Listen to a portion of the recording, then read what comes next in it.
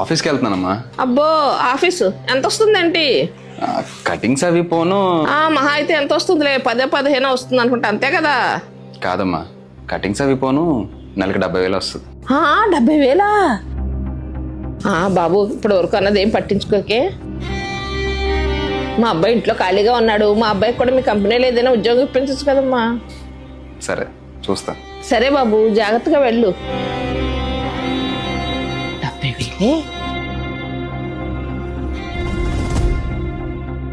ఏంట్రా చాలా రోజులు ఫోన్ చేసావు, ఏంటి సంగతి? ఏం లేదురా, నా పెళ్లి సెట్ అయింది, బాగా గ్రాండ్ గా చేసుకుందాం అనుకుంటున్నాను. అంత రిచ్ పెళ్లి రానికి నీ స్థాయి సరిపోదులే కానీ ఏదో స్కూల్ ఫ్రెండే కదని పిలుస్తున్నాను. నువ్వు మీ ఆవిడ కలిసి వచ్చేయండి, సరేనా? సరే. ఎందుకు ఎక్కడ ఉంటున్నావు? ఇక్కడే విశాలాక్షి నగర్లో గేటెడ్ కమ్యూనిటీ ఉంది కదా, అక్కడే ఉంటున్నాను. విశాలాక్షి నగర్లో గేటెడ్ కమ్యూనిటీలోనా? అవును. రెంట్ ఎంతరా? రెంట్ ఏంట్రా, ఇక నా ఓన్ ఫ్లాట్ అది. విశాలాక్షి నగర్లో ఓన్ హౌసా? అవును, ఏమైంది? అరే బాబా, నీకు ఇలా కాదురా, డైరెక్ట్ ఇంటికి వచ్చి పెళ్ళికి చెప్తాను. సరే. అరే ఇందా మాట్లాడింది ఏం పట్టించుకోకే. ఇంట్లో వాళ్ళు నీకు రెస్పెక్ట్ ఇవ్వాలన్నా, నిన్ను ఒకటి సార్ అనాలన్నా, 10 మంది నిన్ను గుర్తుపెట్టుకోవాలన్నా నీ దగ్గర ఉండాల్సింది డబ్బు.